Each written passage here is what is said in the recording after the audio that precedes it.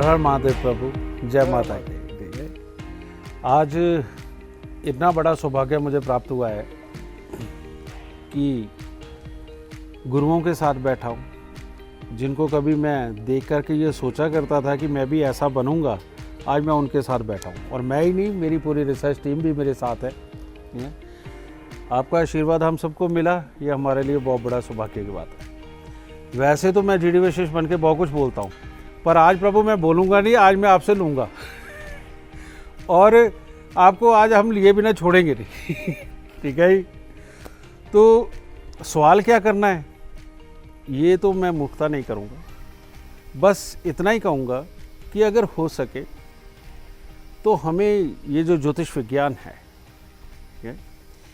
इसके अंदर एक आम इंसान को किस प्रकार से अपनी आदतों को, ग्रह के अनुसार अपनी आदतों को बदलना चाहिए, जिसके कारण वो एक अच्छा और स्मूथ जीवन जी सके, वो वाला जो ज्योतिष विज्ञान जिन चीज़ों को इंडिकेट करते हुए इंसान को समझाना चाहता है, और वो कौन से ग्रह जो खराब करते हैं उनकी बुरी आदत को कैसे छोड़े और कौन से ग्रह अच्छे करते हैं उनकी अच्छी आदतों को कैसे अडॉप्ट करें, वो विचार क्या है, वो आज दुनिया को दे के हमें कृतार्थ कर दीजिए। चलिए, आपका बहुत बहुत धन्यवाद कि आपने मुझे ये मौका दिया कि मैं आपके समक्ष और आप सबके अरे प्रभु सामने कुछ बोलूं। आजकल हम एक प्रोग्राम कर रहे हैं, उसका हमने नाम रखा है शनि से क्रूर और शनि से दयालु बृहस्पति। अरे वाह। शनि से क्रूर और शनि से दयालु बृहस्पति, बहुत अच्छे। अब हम क्या समझते हैं कि जो शनि है वो न्यायाधीश है और दंडाधिकारी है, ऐसे हम उसको समझते हैं। बिल्कुल। लेकिन दंडाधिकारी की या न्यायाधीश की ज़रूरत कब पड़ी? जब कुछ अपराध हुआ। बिल्कुल। तो अपराध होगा तो उसका दंड मिल जाएगा। बिल्कुल। तो शनि लिमिटेड है। हालांकि हम उसको बहुत टीवी ने भी दिखाया, बड़ा बड़ा करके बताते हैं, शनि का रोल बहुत लिमिटेड है। वो कसूर है, जज का रोल कब आता है?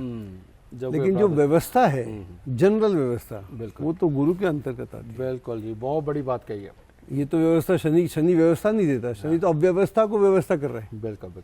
जो भी अव्यवस्था हो गई उसको व्यवस्था में कन्वर्ट करना ये शनि की ड्यूटी है। मान लो कि अपराध हो गया, बिल्कुल, टेररिस्ट आ गए तो जज आ गया, पुलिस आ गई, ये सब आ गया।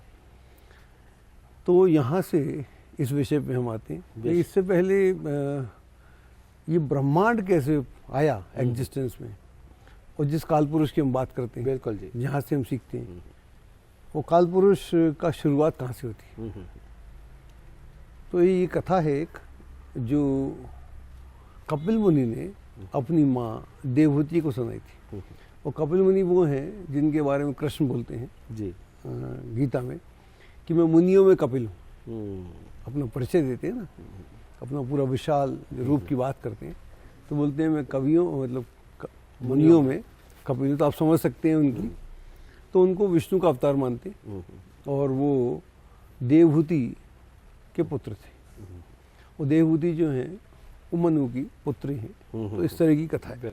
तो कपिल मुनि के आगे हम बात करें तो उन्होंने सांख्य शास्त्र जो है उसको इस्टेब्लिश किया। सांख्य जो है वो भी अलग शास्त्र है, उसकी थोड़ी सी बात करते। सांख्य शास्त्र को मैंने पढ़ा, मेरे समझ में नहीं आया। मैं 3-4 बार पढ़ना शुरू किया तो 39 पेज में रुक जाता। उसके बाद नहीं गया मैं आगे। मैंने हिम्मत छोड़ दी। फिर एक कहानी पढ़ी मैंने वहाँ पर, वो बड़ी मेरे को समझ में आ गई। तो वहाँ से मैंने सांख्य का आइडिया लगाया। एक किसान है, करीब 18-20 साल का है, तो उसके 5 एकड़ ज़मीन है। उसकी शादी होती है। जब उसकी शादी होती है, पत्नी आती है, और फिर उसकी धीरे धीरे 5 बेटे होते हैं, एक बेटी होती है। बेटी की शादी कर देता है। वो 50 साल का है और 5 एकड़ जो ज़मीन थी, अब वो ज़मीन है 30 एकड़। अच्छा। तो उसके तो बल्ले बल्ले हो रही है। और पूरा जॉइंट फैमिली है, कोई अलग नहीं हो रहा। और किसान पूरे उसका वो बन गया हेड गांव का अपने का। तो गांव का हेड बन गया। तो उन्होंने कहा कि ठीक है साहब, ये तो बहुत बड़ा है। तो किसान की बाबा होने लगी। अब वो भी मुँह से बताओ दे घूमता था कि देखिए मैंने क्या किया, मैंने क्या किया। बिल्कुल। उसके बाद क्या हुआ, 12 साल तक दुर्भिक्ष पड़ा, अकाल। तो अकाल पड़ा, अब वही किसान, अच्छा जी, वही बच्चे, वही लैंड, कुछ नहीं होता, भूखे मरने की नौबत आ गई। तो यहाँ से मुझे वो सांख्य शास्त्र समझ में आ गया, आप कुछ नहीं कर रहे, हमको गलत फहमी है कि मैं ये इतना बड़ा आदमी हूँ, बिल्कुल, किसी को भी हो सकती है, बिल्कुल। और जिसको ज़्यादा गलत फहमी है उसका बहुत ज़्यादा पतन होता है, बिल्कुल उसका ही होता है, तभी कहते हैं घमंड मार देता है जी। तो ये उनकी कथा थी।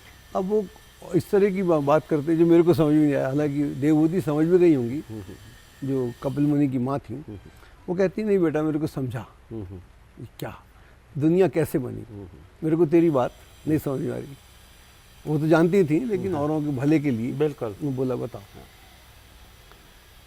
अब जब वशिष्ठ जी फिर क्या होता है, तो माँ को समझाने के लिए वो बोलते हैं कि एक पुरुष था,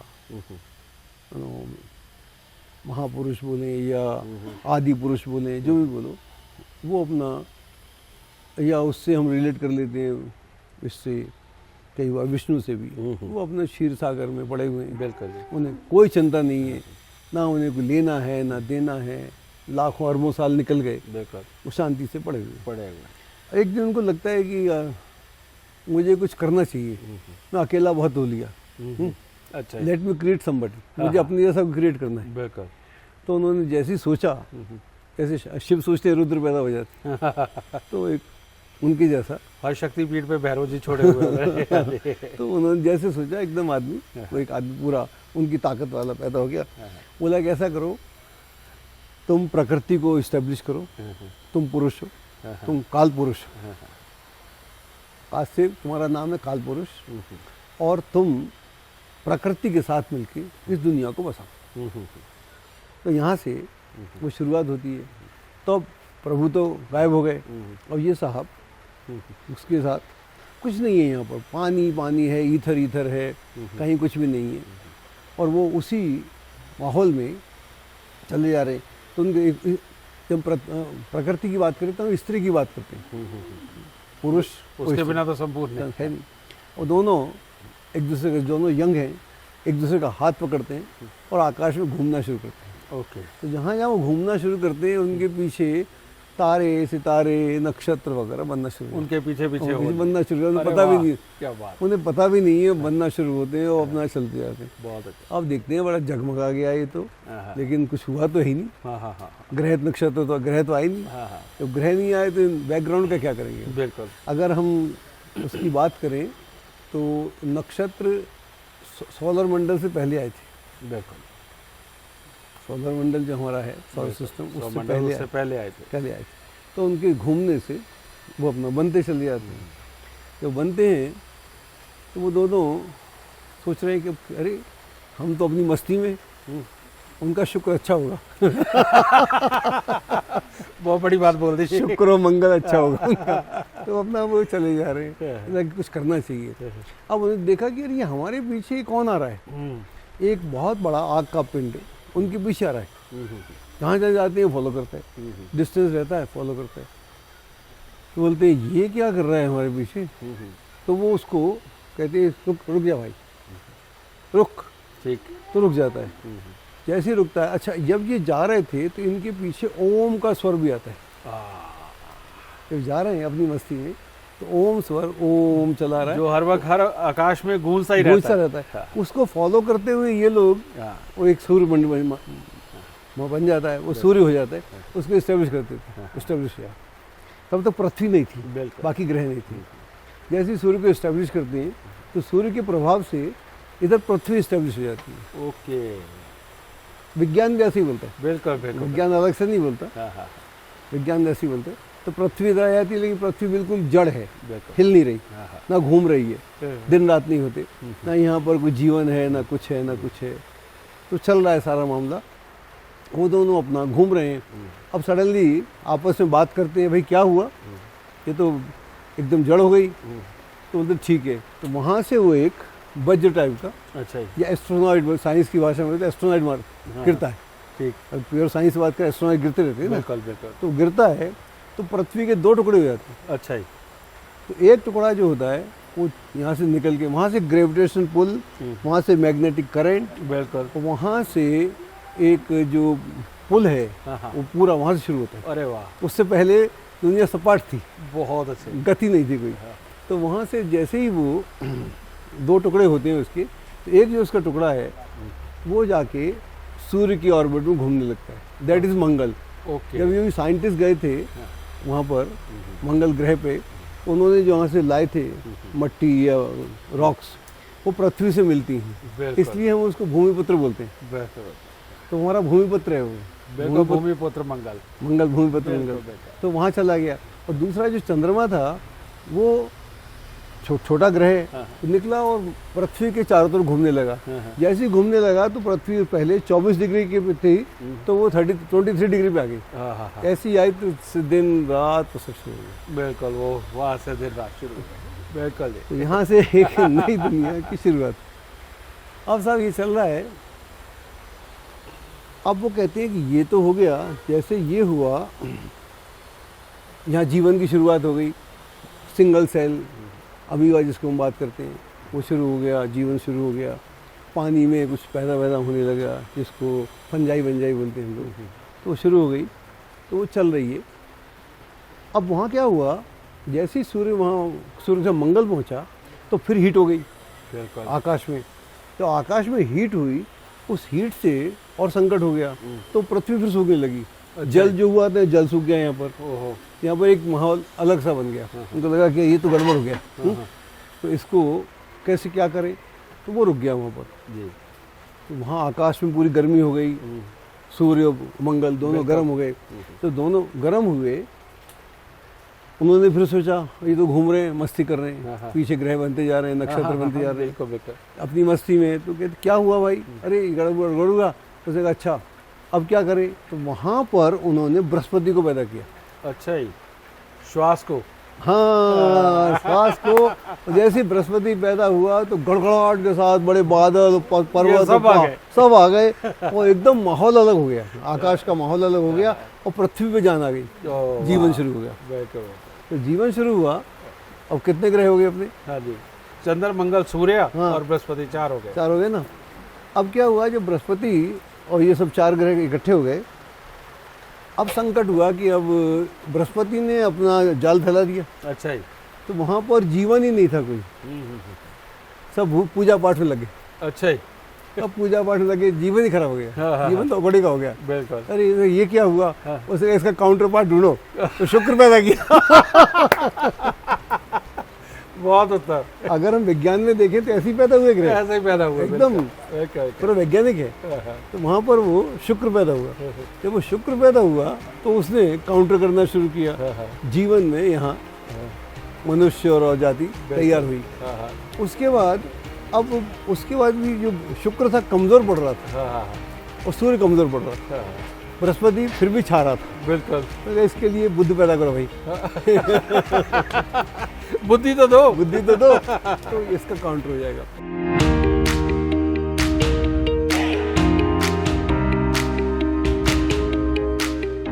शुक्र काउंटर करने आता है तो मामला तो ठीक हो जाता है, बैलेंस हो जाता है। इसीलिए हमारे यहाँ वैदिक में हम जाएं तो शुक्राचार्य और बृहस्पताचार्य हमारे गुरु हैं।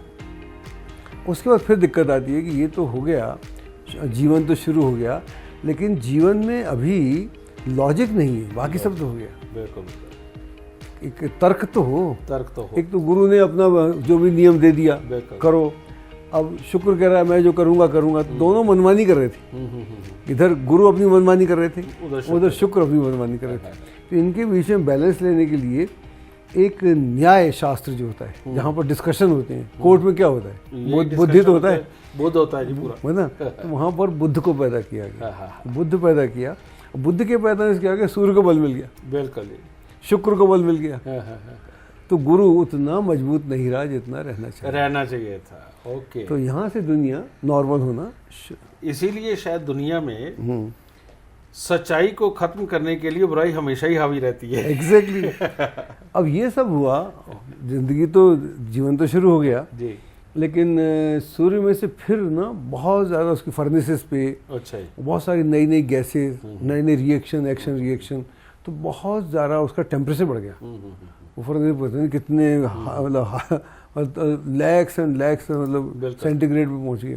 तो वहाँ से एक बहुत बड़ा लावा से निकलना शुरू हुआ। लावा, गैसेस बोलो, उसका पूरा फोर्स होता है। जैसे आप किसी फैक्ट्री में जाएं बड़ी हुई जहाँ फर्नेसेस चलती हैं, तो वहाँ से निकलता है, उससे अगर आदमी उसको पकड़ ले तो गड़बड़ हो जाएगा। तो वो जो इकट्ठा हुआ वो निकलना, आयरन वगैरह सब निकलते निकलते उसके बिल्कुल पश्चिम में कहीं दूर जाके एकत्रित होने लगे। ओके। तो वो चलता रहा, सूर्य में बहुत दिनों तक फर्नेसेस चलते रहे, चलते रहे, चलते रहे। तो जैसे ही फर्नेसेस रुक ठंडे हुए, वहाँ पर शनि तैयार हो गया, शनि का आयरन तैयार है। ओके, आयरन आ गया, पहाड़ आ गया, पहाड़ आ गया, तो शनि तैयार हो गया। तो इसीलिए सूर्यपुत्र शनि, शनि ये कथा है। जैसे आ गया तो वहाँ पर ब्रह्मांड बैलेंस हो गया। बिल्कुल बिल्कुल। तो यहाँ से ब्रह्मांड की रचना हुई। हमारे ग्रह तो साथी हैं, मूलतः तो साथी हैं, राहु केतु हैं। इसकी बात अगली बार जब मेरे को बुलाएंगे उसकी बात करेंगे। क्योंकि राहु अपने आप में अकेला बहुत है। तो वहाँ क्या होता है, ये सप्तग्रह बन गए जी, सप्तग्रह बन गए। वैसे भी राहु केतु तो छाया ग्रह हैं। बिल्कुल जी, छाया ग्रह का तो असर अलग है ना। बिल्कुल जी, बिल्कुल। मैं अभी राहु की किससे बात कर रहा था कि राहु को आप क्यों नहीं जान पाते। हम तो जानने में बड़ी कठिनाई आती है, केतु को नहीं जान पाते जी। राहु को इसलिए नहीं जान पाते क्योंकि राहु आपके साथ चलता है जी, हर व्यक्ति के साथ उसका राहु चलता है और उससे मुक्ति नहीं है उसको। और राहु में छाया, बिल्कुल जी, बेसिकली तो शेडो है ना। तो अगर आप जा रहे हैं तो आपके दिन में छाया अलग, दोपहर में अलग, शाम को अलग, रात में अलग, रात की लाइट में अलग। आपकी छाया कई बार देखा होगा दीवार पे लंबी चढ़ी हो जाती है और कभी बिल्कुल शॉर्ट रह जाती है। तो आपकी छाया को आप कैसे पकड़ोगे। बिल्कुल। एक 12 बजे का टाइम होता है दिन में, जहाँ आप और आपकी छाया बराबर होती है, 1 सेकंड के लिए होता है। वो गया तो फिर राहु आ गया। तो राहु केतु अलग है। तो दोपहर को 12 बजे यानी कि मंगल के आते ही राहु गुम, चाहे कुछ सेकंड के लिए हो। करेक्ट, ठीक है जी, करेक्ट। तो मंगल आया, सर के ऊपर आया, 11 से 1 बजे का टाइम लाल किताब मंगल का बताती है। तो उसके बिल्कुल सेंटर 12 बजे में पहुंचा, तो इस वक्त में स्ट्रेट बिल्कुल रहा, उसमें से राहु गायब हुआ। जैसे ही थोड़ा सा समय और आगे बढ़ा, राहु ने अपने पैर पसारने शुरू किया। बहुत अच्छी व्याख्या किया आपकी जो लाल किताब है जी। मैं थोड़ा सा बहुत जानता हूँ, बहुत ज्यादा नहीं जानता। तो वो जो है वो एक्चुअली वैदिक से ही निकला हुआ है, 100% जी। सारा शास्त्र निकला तो वहीं से। यहाँ 1 मिनट में रोकना चाहता हूँ। नक्षत्र के अंदर मैंने बोला था कि कोई बहुत ही विद्वान रहे होंगे जिनकी टिप्स के ऊपर सारे ग्रह, नक्षत्र, राशियां सब कुछ थी। तो उनके घर में ना कोई नलायक औलाद जीडी विशेष जैसी पैदा हुई जिसको ग्रह नक्षत्र नहीं समझ आते थे। तो उन्होंने अपना पूरा जोर लगा के आसानी से पढ़ी जाने वाली लाल किताब लिख दी। ऐसा नहीं है। तो ऐसा नहीं लग रहा आज वही पिता पुत्र फिर इकट्ठे हुए पिता पुत्र तो इकट्ठे होंगे ही होंगे, उसमें तो कोई बात ही नहीं है। देखिए ज्ञान में जो हम उपनिषद की बात करते हैं, तो उपनिषद में उसका अर्थ होता है, गुरु और शिष्य बैठते हैं तो उसका अर्थ होता है Upanishad, come and sit near me. आप आए और मेरे पास बैठे। तो गुरु थोड़ा सा उसका आसन ऊपर होता है और शिष्य थोड़ा नीचे होता है, और शिष्य की जिज्ञासा होती है, गुरु उसके प्रश्नों के उत्तर देता है। तो वहाँ पर वो कहते हैं, उपनिषद बोलता है कि आओ हम और तुम दोनों इस सत्य को जाने। तो जो ब्रह्मांड के सत्य को जाने, उसके लिए वो है। यहाँ हम ज्योतिष के सत्य को जान रहे हैं। तो यहाँ एक नया उपनिषद तैयार हो रहा है जी। तो हम इस सत्य को जानने के लिए, क्योंकि ज्योतिष जो संवाद का विषय है। हाँ जी, बिल्कुल। 2 व्यक्तियों का विषय। हालांकि आज तो हम बहुत लोगों को पढ़ाते हैं, सिखाते हैं, लेकिन 2 व्यक्तियों के बीच से निकलते है शास्त्र। बहुत अच्छे जी, उसके बाद तो चलता है। अब हमारा जो आपने हमसे प्रश्न किया था उस पर आते हैं। अब बृहस्पति हमारा तैयार हो गया, ठीक, बृहस्पति तैयार हो गया और बृहस्पति ने जीवन कंट्रोल कर दिया। शनि के बाद दोबारा बोलता हूँ, शनि जो है वो है मैंने कुछ गलत किया, शनि मुझे आके दंड देगा। और जीवन में हर व्यक्ति के 7.5 होती है, फिर 2 ढैया होती हैं, तो करीब 12-13 साल उसकी शनि में निकल जाते, फिर दशा है, फलाना है, ढिमकाना है।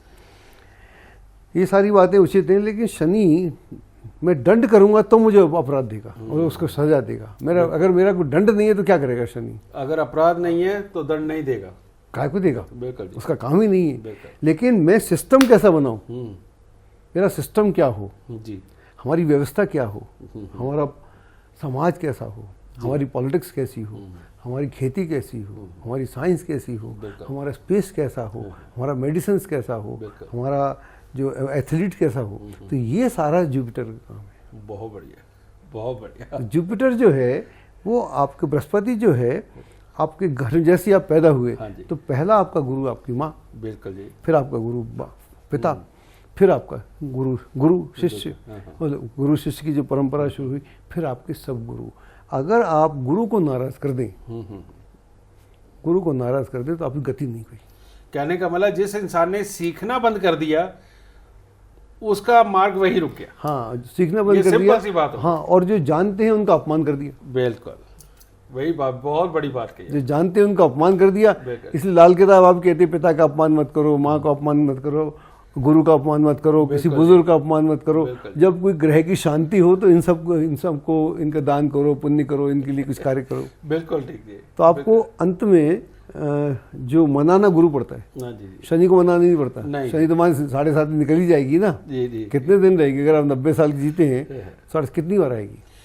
इसमें प्रभु हमारी जो लाल किताब बोलती है, ये दंड भी देता है शनि, लेकिन अव्यवस्था भी शनि ही फैलाता है, राहु केतु का सहारा ले लेता है। ठीक है, तो उसमें हुआ क्या, लाल किताब एक लॉ बोलती है कि अगर शनि पीछे रह के गुरु के ऊपर दृष्टि डाल दे तो वो आदमी गरीब क्यों, उसके अहंकार ही उसे जीने नहीं देगा। लेकिन अगर बृहस्पति पीछे रह के शनि को कंट्रोल करके रखे, यानी कि उसके ऊपर दृष्टि डाल के रखे, वो आदमी अमीर जरूर बनेगा, क्योंकि आदमी वो व्यवस्था में रह करके अपने जीवन को चलाना सीखता है। जब हम गुरु की बात करते हैं तो गुरु, हम उस गुरु की बात नहीं करते जो धोखा दे रहा है, दगा कर रहा है, या धर्म के नाम पे, ज्योतिष के नाम पे, या किसी और के नाम पे। उस गुरु की हम बात नहीं कर रहे। हम उस गुरु की बात कर रहे हैं जो सच्चा गुरु है। सच्चा गुरु जो किसी के भी दिमाग में वाकई में एक जीवन संस्कारिक जीवन देने के लिए उसको प्रेरित करता है, हम उस गुरु की बात कर रहे हैं। हम उस गुरु की बात करते हैं। गुरु वो है जो आपका अंधकार मिटा दे। गुरु शब्द का अर्थ ही होता है। बिल्कुल जी, हाँ। गुरु का मतलब है जो आपका अंधकार मिटा दे। अगर आप मान लीजिए गुरु नहीं है तो बच्चा शिक्षा कहाँ से प्राप्त करेगा? बिल्कुल जी। शनि तो बहुत बाद में आएगा। बिल्कुल जी। दंड लेगा, अपराध करेगा तब दंड देगा। इस बच्चे का क्या होगा? इस समाज का क्या होगा? इस पूरी मेडिकल साइंस का क्या होगा? कुछ भी पकड़ लीजिए आप, ये सारी व्यवस्था चलती है बृहस्पति से। बिल्कुल, आपने ठीक कहा। तो इसलिए हम उसको देवों का देव बोलते हैं। लेकिन आप बृहस्पति को कुपित कर दीजिए। विश्वामित्र कर क्या रहे थे? उन्होंने गजब कर रखा था। अच्छा जी। उन्होंने गजब यूँ कर रखा था, उन्होंने कहा कि मैं, वो अपने आप को एक तो नया स्वर्ग बना रहे थे वो। हाँ, बिल्कुल जी। नया एकदम स्वर्ग जो है उसको नहीं मान रहे थे। और उसमें एक त्रिशंकु नाम का वो था, क्या नाम है, आई थिंक वो था तो योगी टाइप का था, और वो भी ऐसे ही था। तो मतलब बहुत लायक नहीं था। लेकिन मैं तेरे को जीते जी भेज दूंगा वहाँ पर आकाश में, स्वर्ग में। अब जब उनको भेजा तो वो बीच में अटक गया। तो त्रिशंकु बोलते हुए ना, तो त्रिशंकु हो गया, बीच में फंस गया। तो इसलिए जब उसका घमंड बढ़ गया तो लगा कि इसको जरा, इसका ज्ञान देखें कितना है। लेकिन हर श्राप के पीछे या गुरु जो भी गलत काम भी कर रहा है, वहाँ से शकुंतला का पूरी कथा शुरू होती है, भारतवर्ष का नाम पड़ता है। तो पूरी व्यवस्था है। तो मतलब ऐसा नहीं कह सकते कि उसने किया तो क्यों किया। जैसे मैं इसकी बात है, ये जो दुर्वासा थे, दुर्वासा श्राप देते थे सबको श्राप देते थे। गुरु है तो गुरु का श्राप देने से क्या क्या क्या क्या संबंध? ऐसा बोलते हैं एक बार ब्रह्मा और शिव में बड़ा डिबेट हुआ। बहुत डिबेट, बड़ा कौन बड़ा और ब्रह्मा फालतू के प्रश्न कर रहे थे। हाँ, बिल्कुल जी। तो उनको गुस्सा आ गया, और इतना गुस्सा आ गया कि उनके पूरा शरीर जलने लगा, आग हो गए। तो पार्वती को बड़ी दिक्कत हुई। उसने कहा क्या कर रखा है आपके साथ, तुम रह नहीं सकते। हिमालय पे पिघलना शुरू हो गया, आपने हद कर दिए। तो वहाँ से अंगिरा ऋषि के वहाँ दुर्वासा पैदा हुए थे। दुर्वासा श्राप देते हैं, लेकिन जब उनको कुंती प्रसन्न करती है तो कुंती को 6 पुत्र भी देते हैं कर्ण के साथ, पांडव। तो ऐसा भी है। तो गुरु के हर चीज़ में कहीं ना कहीं है। तो पहला मेरे को समझ में आता है जो सबसे महत्वपूर्ण आपके जीवन में है वो गुरु जी। बिल्कुल। इसलिए आप गुरु का अगर सम्मान करते हैं, गुरु के प्रति आदर रखते हैं, और गुरुओं का, जैसे आप भी गुरु हैं, तो गुरुओं के प्रति एक श्रद्धा, एक आदर। तो गुरु हर आदमी, हर वो आदमी जो आपको शिक्षा दे रहा है, जिससे आप सीख रहे हैं, तो गुरु हुआ। फिर आपने पूछा था पहले कि ग्रह, तो वहां से ग्रह उत्पत्ति हुई सारी की, वहां से ग्रह, जब ग्रह बने, अब कौन ग्रह कितने, जो ग्रह अमर्यादित हो जाता है आकाश में, तो भूकंप और सुनामी और पता नहीं क्या क्या आता है, इवन दुर्भिक्ष, पता नहीं क्या क्या आता है। और जब कुंडली में कोई ग्रह अगर खराब हो जाए तो उसके जीवन में सुनामी आती है, उसके जीवन में सुनामी आती है, वहाँ बाढ़ आती है, वहाँ ग्लेशियर में पिघलते हैं, सब कुछ होता है जी, वहाँ जंगल में आग लगती है, ये सब कुछ हमारे जीवनों में ही होता है। एग्जैक्टली। जब ये होता है, जब आदमी पैदा हुआ तो उसको पैदा होगा, इतना लंबा जीवन जिएगा, तो उसे बीमारियां होंगी, बिल्कुल, उसे हर तरह के संकट होंगे, कुछ देखे हुए, कुछ ना देखे हुए। बीमारी तो होती है, उसके बाद हम इलाज कराते हैं, और कुछ चीज़ें हमको हो सकती हैं, यहाँ ज्योतिष का जरूरत है। आज तो जो है सो है ही, इसके लिए हम क्या करें, और जो होगा उसके लिए हम क्या करें, उसके लिए क्या। तो ज्योतिष जो है, इसलिए वो आपको पूरा यहाँ से देखो। हमारे भी ये वैदिक ज्योतिष करते हैं, जिस ज्योतिष को मैं जानता हूँ, जी जी, बाकी तो बहुत तरह के ज्योतिष है। हमारे यहाँ हम 3 जन्म की बात करते हैं। अगर मैं किसी कुंडली देखूं तो मैं उसका प्रारब्ध, वर्तमान और आगामी 3 की बात करता हूँ। लेकिन मैं मूड भी होना चाहिए, ऐसे नहीं, हर किसी के लिए नहीं। तो अगर मैं हूँ तो मैं फिर उसको अगला भी बता सकता हूँ। बहुत बढ़िया जी। तो ज्योतिष बात करता है कि कहाँ से आए थे, कहाँ तुम हो, और क्या तुम जाओगे, कहाँ जाओगे। और दूसरा एक और बात बताना चाहता हूँ कि ज्योतिष जो है, जो आप प्रारब्ध में करके आए इस जन्म में, आप अच्छा किए तो आप अच्छा कर रहे हैं, जो बुरा किए वो बुरा खेल रहे हैं। इसके बाद भी ज्योतिष कहता है कि तुमने बुरा किया, तुम्हारे साथ में सब तरह की समस्याएं हैं, लेकिन यहाँ भी ज्योतिष आपके लिए उपाय है। अरे वाह, यहाँ भी ज्योतिष आपका पथ प्रदर्शक है, आपका मित्र है। हाँ, इंसानों के काम की बात। हाँ, तो कह रहा है कि मैं आपके लिए हूँ, आप तो करके आए, अब मत करो भाई। बिल्कुल, जहाँ है वहीं रुक जाओ, वहाँ रुक जाओ, और साथ में ये साध लो। हम बुखार में दवाई लेते हैं ना, बिल्कुल, जाड़े में कोई उपाय करते हैं, रजाई लेते हैं, बिल्कुल बिल्कुल। तो ये सब जो हमारी व्यवस्था है, तो समय के साथ ज्योतिष बेसिकली हम बात करते हैं भविष्य की, बिल्कुल, पास्ट की भी मैं भी बोली की, लेकिन ज्योतिष बेसिकली सामयिक है, कंटेम्परेरी, आज का है। मुझे आज समस्या है, मेरे आज हल करो, आज हल हो, उसमें आपकी लाल किताब बहुत महत्वपूर्ण है।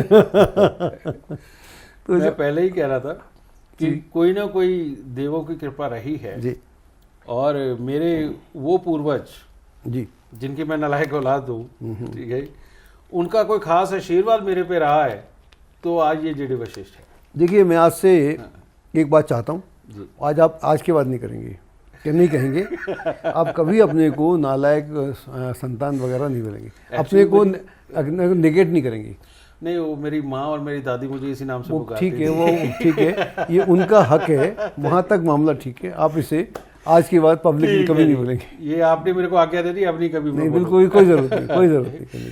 आज आपने इतनी सुंदर ये व्याख्या करी, मेरा ख्याल है हमारे बच्चों की भी कुछ गुदगुदी हो रही होगी, क्योंकि बृहस्पति और शनि, इसके बारे का चैप्टर ये कल ही पढ़ रहे थे। कल ही चैप्टर ये पढ़ रहे थे। तो बेटा तुम कुछ जानना चाहते हो ये सारी जो। हाँ, बताइए बताइए, कोई भी। हमने देखा है कि कोई व्यक्ति अपने जीवन काल में कोई बुरे कर्म नहीं कर रहा, लेकिन फिर भी उसको दुख दिक्कतें पेश आ रही हैं जीवन काल के अंदर। ये आपका प्रारब्ध है ना, हम क्या करके आए। एक आदमी था जो बाकी सब ठीक था, लेकिन अपनी जैसी पत्नी को देखता था भड़क जाता था, वो शादी उससे की उसने। ओके, वो शादी उसी से की, वो भड़क जाता था। उसे सब कुछ हो रहा है, बच्चे भी हो रहे हैं, लेकिन उसको रोज वो डिस्टर्ब था, वो डरता था घर में आने से। लेकिन वो डर डर के, चूंकि उसने बहुत सारे साइकोलॉजिस्ट इलाज कराए होंगे, ज्योतिषी भी कराए होंगे, पता नहीं वहाँ ऐसा नहीं होता, तो वो बड़ा दुखी था वो। तो फिर उनके पास गया कि भाई मेरे को बताओ, डॉक्टर वैश्य थे, WESS, डॉक्टर वैश्य, अगर देखेंगे उसको गूगल में तो आपको जरूर सर्च करना बेटा। तो वहाँ पर वो गया तो मालूम पड़ा, तो उसको मालूम पड़ा कि पिछले जन्म में उसने, इस आदमी ने, उस पत्नी जो थी वो, उसको उसने बड़ा कष्ट दिया था, मारा था, पता नहीं क्या, लंबी कहानी उसका, I'm not going to that, बहुत लंबी है। तो वहाँ से जब उसको याद कराया कि भाई तुमने ये सब करा था, इसलिए ऐसा है, लेकिन इस जन्म में जो है वो नॉर्मल है। अब तुम नॉर्मल हो जाओ। ये तो आप करते हो भाई, तुमने जो किया तुम्हारा राव खराब है, तुम्हारे घर में ये हो रहा है, तुम्हारे वो हो रहा है, तो इसको जो आप कर रहे हैं तो actually that is what you are doing ना, कि वो आपने जो किया। तो ये हम लाल किताब से भी जान सकते हैं, हम वैदिक से भी जान सकते हैं, और हम रिग्रेशन या ये जो सब है। और ये आदमी जिसकी मैं बात कर रहा हूँ उसकी बहुत सारी किताबें हैं, और वो भारत में भी आ चुका है, योगियों से मिल चुका है। तो ये मतलब हर तरह से आदमी जान रहा है। तो ज्योतिष जो है मिस्टिक साइंस है, मिस्ट्री है, इसको बोलते ही है ज्योतिषी विद्या गारुड़ी विद्या, पिता पुत्र न देते। ज्योतिष जो है बड़ी गूढ़ विद्या है, और पिता तब तक पुत्र को नहीं देता जब तक वो सक्षम ना हो जाए। बिल्कुल ठीक कह रहे हैं आप। तो इस तरह से आई थिंक आपको आपके प्रश्न का उत्तर मिल गया होगा। पूरा मिल गया जी। आगे और कुछ? गुरुजनों को मेरा सादर चरण प्रणाम, चरण स्पर्श। जो हमने पीछे पढ़ा है लाल किताब के अंदर गुरु और शनि के बारे में, और जो आज आपने बताया है, उसमें गुरु को काफ़ी ज़्यादा महत्व आपने आज दिया है। लेकिन अगर मैं बात करूं कि आज की जो दुनियादारी है हमारी, इसके अंदर शनि का इस्तेमाल ज़्यादा हो रहा है, मतलब चुस्ती चालाकी का इस्तेमाल ज़्यादा हो रहा है। गुरु मैच्योरिटी, संस्कार और मान सम्मान हमें देता है, ठीक है, लेकिन मोस्टली आज के जो लोग हैं वो चुस्ती चालाकी से काम लेते हैं और गुरु की तरफ ज़्यादा ध्यान नहीं देते। मैं कहना चाहता हूँ कि मोस्टली लोगों का जो गुरु है वो ख़राब है। तो आज की दुनियादारी में गुरु को हम साथ कैसे लेकर चलें कि जो हमारा गुरु है वो खराब ना हो, यानी कि रोजमर्रा की जिंदगी में कैसे सही मायने नियम बनाएं, और वो शनि को भी, शनि का भी हम सारा साथ में लेके चलें, दुनियादारी में चुस्ती चालाकी से काम लें, और गुरु की सहायता भी साथ में हमें मिलती रहे। आपने जो पूछा कि गुरु को क्यों साथ के लेके चाहिए, देखिए मैंने रामकृष्ण परमहंस थे, एक महर्षि थे, दोनों अनपढ़ थे, साइन करना नहीं आते थे, दोनों को साइन करना नहीं आते। बहुत बड़ी बात बोल रहे हैं। हाँ, रामकृष्ण परमहंस जो मठ में कलकत्ता में थे, और ये बेंगलोर में थे, महर्षि रमन। दोनों अनपढ़ थे, साइन करना नहीं आते थे, उनके पास ज्ञानी बैठते थे, उनके ऊपर इतनी किताबें लिखी, सब ज्ञानी ने लिखी, देश विदेश से। बिल्कुल। तो क्यों, क्या हुआ, उनके पास ज्ञान था, ज्ञान का मर्म था। तो ज्ञान किताबों में होता ही नहीं, तो ये गुरु को साधा हुआ था। जी, समझे आप? जो अभी गुरुवर ने यही बताया है, सेम वही चीज जो तुम्हारा सवाल भी था। वो क्या बताया इन्होंने कि भाई चने की दाल यानी कि बृहस्पति हम खाते हैं, हेल्दी होते हैं, और चना खाते हैं तो बहुत हेल्दी होते हैं। ठीक बात है। सही मायने में शनि और बृहस्पति एक ही है, ठीक है जी, ये एक ही जैसे है। तो इसकी तासीर कि अगर आप ज्ञानवान बन के, गुरु बन के किसी को चलने चलाने का काम करते, किसी का दिल नहीं दुखाते, तो आप चने की दाल यानी कि बृहस्पति है। ठीक बात है। और अगर इस ज्ञान के बीच में से रास्ता निकाल के आप अपना मतलब सिद्ध करते हो, तो चने की तरह सख्त होकर के जो आपको करना पड़ता है, तो वो चालाक शनि हो जाएगा। यही कहना चाहते थे। इसमें एक और बात बोलता हूँ जी। अगर हम आकाश में देखें, कालपुरुष कुंडली देखें या कोई कुंडली देखें आप, तो धनु राशि गुरु की है, फिर मकर है, फिर कुंभ है, फिर मीन है गुरु की राशि। तो शनि तो अगर बंधा हुआ है तो शनि बंधा हुआ है, निकला हुआ है तो पड़ेगा। तो आकाश में ऐसा है, आकाश में बंधा हुआ है, वो बंधा रहे भाई, गड़बड़ नहीं कर, गड़बड़ करेगा तो गया, फिर गुरु मदद नहीं करेगा। आपने सबसे पहले कहा कि जब जीवन आया तो हवा आई धरती पे। ठीक बात है। ठीक है जी। आपकी किताबें तो बोलती है आदमी पैदा हुआ तो मुट्ठी बंद थी, खुल गई तो बस खत्म। बिल्कुल जी। तो श्वास आए, हवा आई जी। उसके बाद में शुक्र और बुध भी आए। ठीक है जी। बुध ने आकर के शुक्र की मदद करी ज्यादा, बृहस्पति को कमजोर किया। ऑफ कोर्स, उसके खिलाफ ही तो आया था वो। हाँ जी, वो करा। इन दोनों की मिली भगत के कारण ना सूर्य से लावा निकला, धरती पे गिरा, पहाड़ बना, लोहा बना। ठीक है। ऊपर वो सूर्य के साथ था तो गर्म था, नीचे धरती का संपर्क होते ही वो ठंडा हुआ। ठीक है। वो जैसे ही ठंडा हुआ, वहां पर इसने क्या करा, बर्फ के रूप में जमाना शुरू कर दिया बृहस्पति को। ठीक है। ये बृहस्पति जब जम गए, ठीक है, तो वहां पर से सही मायने में चंद्रमा उत्पन्न हुआ। वो हमें ये चीज ये समझाती है कि देखो, पहाड़ बन जाओ, ज्ञान के बलबूते बेशक पहाड़ भी बन जाओ, लेकिन जितना बहने वाला पानी बन के रहोगे, दूसरों के काम आने वाला पानी बन के रहोगे, शायद उतने ही आप यूजफुल कहलाओगे। इसीलिए चाहे प्रकृति चाहे इंसान जितना बहने वाला, दूसरों के काम आने वाला बन के रहेगा, दूसरों को दुख नहीं देगा, उल्टा शीतलता देगा, वो उतना ही बड़ा काम धरती पे करके जाएगा और एक अच्छा सामंजस्य कायम करके जाएगा। ठीक बात है, ऐसा आप बोल रहे हैं ना। ऐसे अगर हम और देखें तो अगर हम शनि का और गुरु को समझना चाहें, इन दोनों में मित्रता है, इन दोनों में दुश्मनी नहीं है, वैसे भी समय। तो शनि जो है उसको वो बोलता है कि देख भाई, अपनी सेवा कर, जिसकी हो सकता है उसकी सेवा उसकी कर फिजिकली। इसको क्या बोलते हैं, सरदार लोग बोलते हैं ना, कार सेवक। कार सेवक, तो कार सेवक हो। और गुरु कहता है जो ज्ञान है बांट, मुक्ति, ये भी एक उपाय है, यही मुक्ति का उपाय। तो यानी कि दिमाग का विज्ञान या ज्ञान और कर्म, ये दो ही पहलू हैं किसी को भी सक्षम बनाने के। शनि कर्म है, ये ज्ञान है। तो आपके कहने का मतलब बृहस्पति और शनि मिलकर के ही संसार को चला रहे और सदा चलाते रहेंगे, लेकिन दूसरों के काम आए ये दोनों मिलकर के, तो दुनिया अच्छी चलती रहे। फिर आपका जो शुक्र है या बुध है वो गड़बड़ नहीं कर पाएगी। ये शुक्र अगर शनि की साइड पे रहे, यानी कि कर्म में, इसको मैं ऐसे व्याख्या देता हूं लाल किताब में, जी जी, कि अगर अपना जोश, अपना होश, अपना कर्म, कुछ भी पाने की चाहत के अंदर कर्म यानी कि शनि मिला दिया जाए, तो इंसान बहुत ऊंची हस्ती बनता है, जिसे लाल किताब शुक्र शनि के मेल से कहती उच्च केतु। लेकिन अगर ये शुक्र मुड़ गया बृहस्पति की तरफ, उसके साथ मिल गया, तो वो पैसा कमाने की चाहत, औरत की चाहत, लग्जरी की चाहत, इन सब के साथ मिलकर के बूर के लड्डू बन के रहे। शनि के साथ शुक्र मिल गया तो पैसा ही पैसा, इतना अनंत इकट्ठा होगा, और बृहस्पति के साथ मिल गया दिखावे वाला पैसा इकट्ठा होगा, जिसमें आदमी समृद्ध वो बूर के लड्डू दिखते अच्छे, स्वादिष्ट भी होते, लेकिन हेल्थ के लिए अच्छे नहीं होते। तो यही चीज है।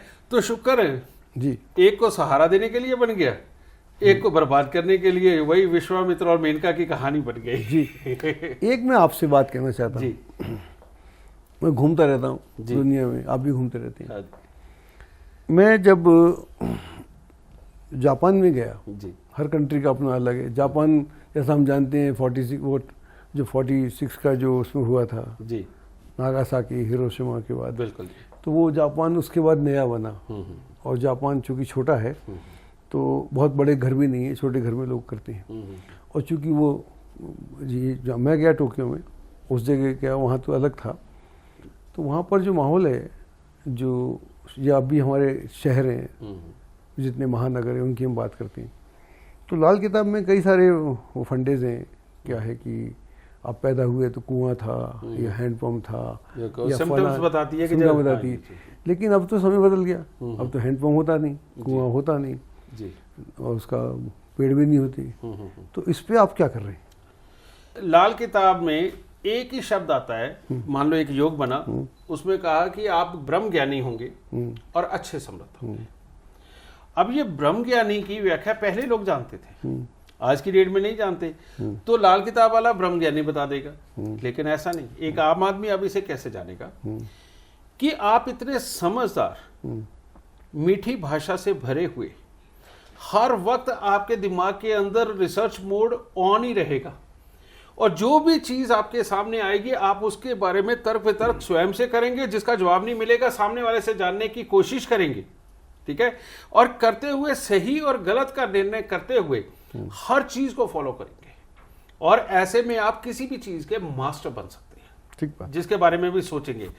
तो लाल किताब में जैसे ब्रह्म ज्ञानी लिखा था, तो मैंने उसको रिसर्चर बना दिया, और रिसर्च करके उसको यूज करने का तरीका देने वाला इंसान बना। बहुत बढ़िया, बहुत बढ़िया। ये लाल किताब को इस तरह, राहु 12 के अंदर हो, शुभ हो, तो कहते हैं आप योगाभ्यास वाले होंगे, ये लाल किताब बोलती है। अब ये योगाभ्यास क्या है? लोग तो फिर उसी वक्त रामदेव जी को कंसीडर कर लेते हैं, बस वो कपाल भारती करने वाले होंगे, लेकिन ऐसा नहीं। योगाभ्यास का मतलब ये उसने कहा गया लाल किताब में कि आप जिस चीज की प्रैक्टिस करने लगेंगे वो योग के तरह से करेंगे। हाँ, उसके अंदर आप इतनी महारत हासिल कर लेंगे कि आपके बराबर खड़े होने वाले दूसरे लोग आपसे छोटे ही पाए जाएंगे। ठीक बात है, समझ गए? योगाभ्यास यानी कि किसी भी चीज के योग की तरह से देखना। हाँ, उसको सिद्ध करना, उसको पाना, योग वाला एटीट्यूड, बिल्कुल ऐसा नहीं कि उल्टे हो जाओ। हाँ जी। तो वहीं पर जब 12वें घर में राहु अशुभ होता है तो कहते हैं जिस अगर आप योगाभ्यास भी करोगे तो आपका पेट ही खराब हो जाएगा। समझ गए? वो आज की भाषा से उठा लिया उसने। जो भी चीज जिद में आके करोगे वही खराब होगा। एक तो भाषा बदलनी पड़ेगी, और क्योंकि है क्या कि पहले जो, क्योंकि होता क्या है, मान लीजिए पहले की पोइट्री उठा लो कहीं किसी भी जगह की, तो क्या है, खेत है, खलियान है, फूल हैं, पत्ते हैं, सावन है, ये है। अब आज की पोइट्री उठाओ तो फिर कंप्यूटर है, मोबाइल है, वाईफाई है, तो समय से सब कुछ बदल जाता है। बिल्कुल, तो समय के साथ में चीज़ें बदलना चाहिए, मैं ये कह रहा हूँ। अभी कल की मेरी डिक्टेशन इनको थी जो हम कर रहे थे, यही हम टोटली नया कर रहे हैं। उसके अंदर लिखा हुआ था कि बुध इनका खराब हो गया, बुध नहीं चलेगा, किताब में लिखा हुआ है। तो मैंने उनको, और 34 साल की उम्र के बाद तो बहुत बुरा हाल होगा, ऐसे एक हमारी प्रेडिक्शन निकल के आई। तो मैंने उसके अंदर इनको ये लिखवाया कि आप 34 साल की उम्र से पहले पहले पढ़ाई लिखाई करके आप किसी भी तरह के प्रोफेशनल बन जाइए। क्या बात है? किसी भी तरह के, आप सॉफ्टवेयर इंजीनियर बन सकते हैं, आप डॉक्टर बन सकते हैं, आप इंजीनियर बन सकते हैं, कोई भी और पढ़ाई कि जो प्रोफेशनल आप बन जाए। आप सीए भी बन सकते हैं। वो कह रहा है 34 साल के बाद व्यापार नहीं चलेगा, लाल किताब बोलती है। तो भाई उसके बाद तूने कोई भी अगर व्यापार किया वो चलना ही नहीं, लेकिन प्रोफेशनल लाइफ जो आप 34 साल की उम्र तक सीख चुके हो वो तो आपकी सारी उम्र नहीं बंद होनी। ठीक बात है।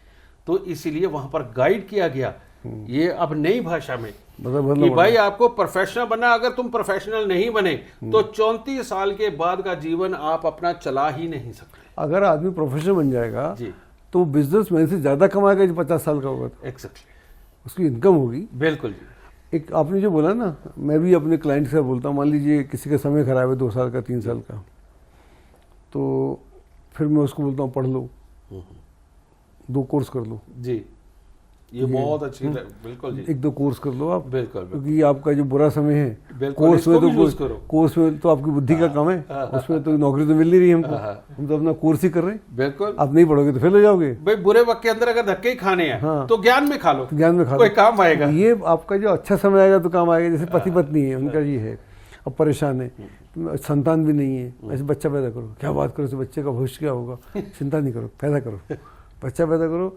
और फिर ऐसा तुम ये करो, तुम वो करो, दोनों को मैं बिजी करता हूँ। बिल्कुल, मालूम पड़ता है 2 साल बाद कह रहे अरे भाजी गुरुजी आपने कमाल कर दिया, तो कमाल मैंने नहीं किया। इसीलिए कहा जाता गुरु बिना गति नहीं। तो चीज़ों को बदलने का तरीका और मॉडर्न तरीके से, बिल्कुल, तो इसलिए वो पेड़ बताना या कुआं बताना या हैंडपम्प तो रखता ही नहीं कोई, हैंडपम्प तो देखा ही नहीं कहीं, तो यहाँ बदलना पर पड़ेगा। लाल किताब एक अलग चीज है, वो जो बता देती है वो आज भी होता है।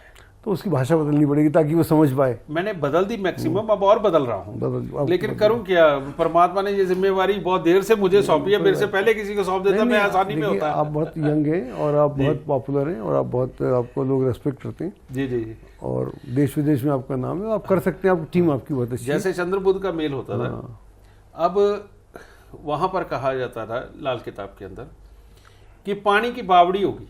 हाँ वही तो ना, अब शहर के अंदर पानी की बावड़ी तो मिलती नहीं, पूरे शहर अब में नहीं है। उसको ऐसे इलेबरेट के हमने कर दिया कि भाई तेरे घर में एक पानी की टंकी होगी जिसके ऊपर सीढ़ियां होंगी, सीढ़ियां चढ़ के टंकी तक जाना पड़ेगा। जो बात है, तेरे घर के सामने हो सकती है और तेरे घर में छत पे भी हो सकती वो है। एकदम आपसे एग्री करेगा। तो वो बन गया ना नया। आज की डेट में घरों की छत के ऊपर टंकी बनने लगी है, सीढ़ियां उनकी सार में रखी हुई होती है उनके, या घर के बिल्कुल सामने वो नगर निगम की भी टंकी हो सकती है, ठीक है जी।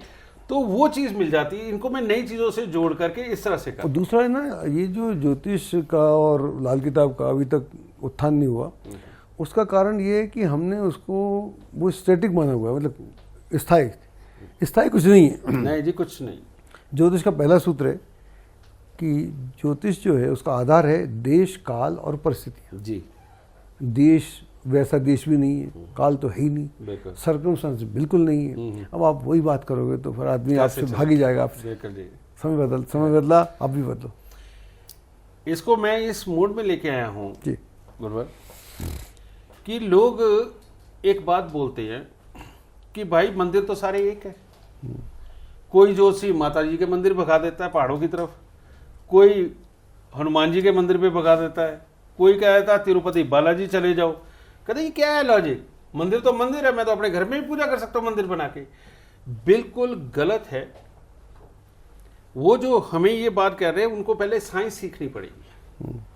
अगर आप पहाड़ के ऊपर माता रानी को पूजने जा रहे हैं, आप वहां पर बृहस्पति, शनि और चंद्रमा की ऊर्जा लेने जा रहे हैं, जो पढ़ाई लिखाई इंजीनियरिंग करने के लिए, किसी भी चीज़ को चलाने के लिए ये बहुत ज़रूरी है। इसीलिए बच्चों को या तो पहाड़ों पे घुमा के लेके आओ बार बार, या फिर बार बार उनको माता रानी के मंदिर में पहाड़ चढ़ा के लेके जाओ। उसका कारण क्या है, वो जैसे जैसे पैदल चढ़ के जाएंगे उतनी बार उतनी ही तेज श्वास लेंगे।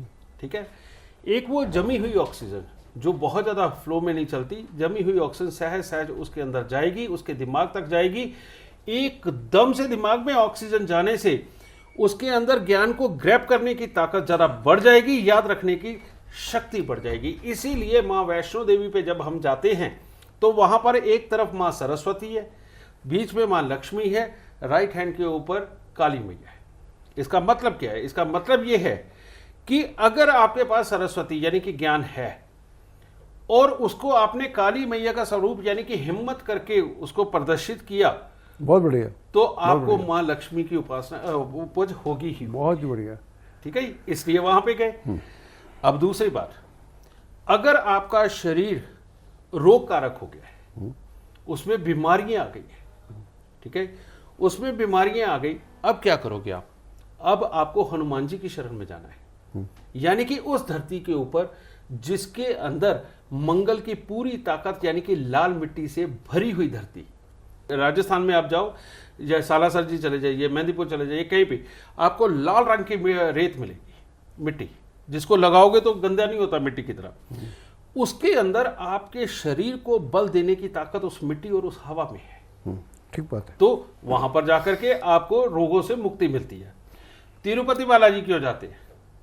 जिस भी इंसान को दिन रात मेहनत करने के बाद फल नहीं मिलता, वो तिरुपति बालाजी जाए। क्योंकि तिरुपति बालाजी जाने के बाद वहां के वो जो तपते हुए पहाड़ हैं, ठीक है जी, और वहां पर गर्मी बड़ी अलग टाइप की है, वो शरीर को ऐसी ताकत देने का काम करती है, आपके हौसले को मजबूत करने का काम करती है। जो भी इंसान बार बार तिरुपति बालाजी जाता है, जिसके डिसीजन पहले डिग जाते हैं सूर्य खराब, यानी कि जो बहुत चिड़चिड़ा है, खराब है, समझे, वो अपने काम के ऊपर टिकता ही नहीं है, ऐसा इंसान अगर तिरुपति बालाजी के जाके दर्शन करता रहेगा, उसका सूर्य मजबूत हो जाएगा, उसके अंदर सहन शक्ति आ जाएगी और किसी भी काम को टिक के करने लग जाएगा।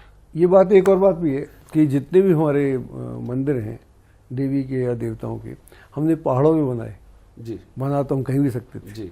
मैं आप पहले की बात कर रहा हूँ जी। कि बनाए गए, क्योंकि सब सोच के बनाया गया था। बिल्कुल यही, पूरा और हर जगह पूरा पैदल यात्रा रखी गई थी। जी हाँ, आज की तरह नहीं उड़ के चले जा, तो ऐसा नहीं था। जैसे आपने बताया, जिससे आदमी जाता है तो जब वो सांस लेता, आपने कुछ बोला, उसी पे ऐड ऑन कर रहा हूँ, तो वो सांस लेगा तो नाभि से लेगा। जी जी जी, यहाँ से नहीं लेगा, लंग से लेगा। बिल्कुल। तो वो नाभि से लेगा तो उसके रंध्र खुलेंगे, तो रंध्र खुलेंगे तो एक एक टिश्यू खुलता है, और एक टिश्यू में अब जो लेटेस्ट साइंस है वो कहती है ये जो टिश्यू है मेरा छोटा सा, इसमें मेरे पूरे ब्रेन से ज्यादा मेमोरी है। बिल्कुल, इसलिए यही टिश्यू में मेमोरी। हाँ, इसलिए हमारे यहाँ श्रवण और श्रुति का जमाना था। बिल्कुल। इसलिए आदमी ने याद किया, सदियों नहीं भूलता, इसलिए हमारे संस्कार हम जीते रहते हैं। बिल्कुल जी, बहुत बढ़िया बात है। बिल्कुल जी, यही बात है। और रियलिटी में ये जिस चीज के तर्क पूछ रहे हैं, अब हर एस्ट्रोलॉजर के पास में या हर पंडित जी के पास में ये तर्क ना होने के कारण ये नहीं है कि ये एस्ट्रोलॉजी नहीं है या ये ज्ञान नहीं है। वो पूछने वाले को ये चाहिए कि थोड़ा सब्र करेंगे जब तक उसको कोई ज्ञानी ना मिल जाए, ठीक बात। उसको ये समझाने वाला। तो हर मंदिर का विधान अलग है, वहां पर जाने का विधान अलग है। इसका एक छोटा सा एग्जांपल पेश करने लगा हूं आपकी, अगर हाँ, बोलिए। ब्रह्मा जी का मंदिर पूरे विश्व में एक ही है। देखिए कारण, क्या सोच के बनाया गया पुष्कर राज्य में? हमारी उत्तर की तरफ से आने वाली हवाएं और हमारी दक्षिण और पश्चिम की तरफ से आने वाली गर्म हवाएं, ये ठंडी ये वो गर्म, और पश्चिम में नमी, इधर से ठंडी उधर से गर्म। ये पुष्कर राज्य ही एक ऐसा स्थान है जहां पर आकर के ये एक जगह पे उस कैटेगरी का तापमान बनता है जो बच्चा पैदा करने के लिए सबसे उत्तम तापमान माना जाता है। ठीक बात है। पुष्कर राज्य में कहते हैं किसी के बच्चा नहीं हो रहा तो आप 9 पूर्णिमा या 11 पूर्णिमा आप वहां पर तालाब में स्नान करो, पुष्कर राज्य के दर्शन करो। ठीक है, वो क्यों कहा गया? वो इसलिए कहा गया। और वहां का पूजा का विधान क्या है? वहां का विधान ये है कि आप जाइए, आपको एक छोटी सी थाली मिलेगी, उसके अंदर एक छोटी सी धूप होगी, उसके अंदर फूल होंगे, इतना सा सिंदूर होगा। कोई पूजा पाठ यज्ञ वहां नहीं होता। वो आपके नाम की, आपके पितरों के नाम की पूजा करके उसी तालाब के अंदर वो सिंदूर भी, फूल भी और वो धूप विसर्जित करते थे। ठीक बात है। उस धूप के अंदर आयुर्वेदिक औषधि है, उस फूल के अंदर मिनरल्स हैं, सिंदूर पानी को प्योर करने का काम कर रहा है। ठीक है, जब आप पूर्णिमा के दिन, जिसके अंदर की शरीर के अंदर भी एक ज्वार भाटा उठ रहा होता है, ठीक बात है, ठीक है, उसमें जब आप स्नान करते हो और वो आचमन लेते हैं आप 5 बार, उससे वो पानी आपके अंदर जाता है, वो मिनरल का बम आपके अंदर गया, ज्वार भाटा उठ रहा है, एकदम से तेजी से साइकिल चलेगा, वो पूरे मिनरल्स आपकी बॉडी में डिस्ट्रीब्यूट हो जाएंगे और जो बच्चा ना पैदा करने के, जो पैदा करने की शक्ति आप में खो रखी है, वो पैदा होनी शुरू हो जाएगी इसी 9 पूर्णिमा में, और इंसान के बच्चा हो जाएगा। आपके साथ बड़ी लंबी बातें करनी पड़ेंगी। तो ये 100% साइंटिफिक है और हमारे ऋषि मुनि, हमारे भगवान, इनकी कथाएं ये मिथ्या नहीं है। इसके अंदर जितनी बड़ी साइंस थी, ये शायद आज का साइंटिस्ट उसके आसपास भी गुजर तक नहीं सकता, क्योंकि उन्होंने इस साइंस को समझ के पहले ही स्टेबल किया था और उसको आध्यात्मिक रूप देकर के घर घर के अंदर अनपढ़ लोगों को भी ये समझा दिया था कि ये करोगे तो ये हो जाएगा। शायद अब ये पढ़े लिखे जमाने के अंदर भाभी जी, हमें इनको दोबारा अनपढ़ बनाना पड़ेगा ताकि ये सही जीवन जी सके। मुझे लगता है आपके साथ कई सारे प्रोग्राम करने पड़ेंगे इन विषयों पर, क्योंकि ये विषय अछूते हैं, इन पे बात नहीं होती। बिल्कुल जी, बहुत बहुत अच्छा लगा आपके साथ भाभी जी। आपने जो आज दिया हमें, स्पेशली तौर पे जो कि आज आपने बताया कि किस तरह से ब्रह्मांड की उत्पत्ति हुई, कौन कौन सा ग्रह कब आया, आपने रियलिटी में आज जो चीज़ हम पहले नहीं जानते थे, आपने उस चीज़ से हमारी झोली भरी है। और मैं पूरी उम्र पूरी कोशिश करूंगा कि आपके द्वारा दिया हुआ ये ज्ञान हमेशा मैं सहेज के रखूं। मैं हर महीने किसी ना किसी को ये कथा जरूर सुनाऊंगा, कहीं मैं ना भूल जाऊं। इसलिए तो इसके लिए बहुत बहुत शुक्रिया आपका, बहुत बहुत शुक्रिया। आपने हमको बुलाया और ये आपने इतना सम्मान दिया, और ये हम आपको अपनी ओर से बहुत बहुत शुक्रिया।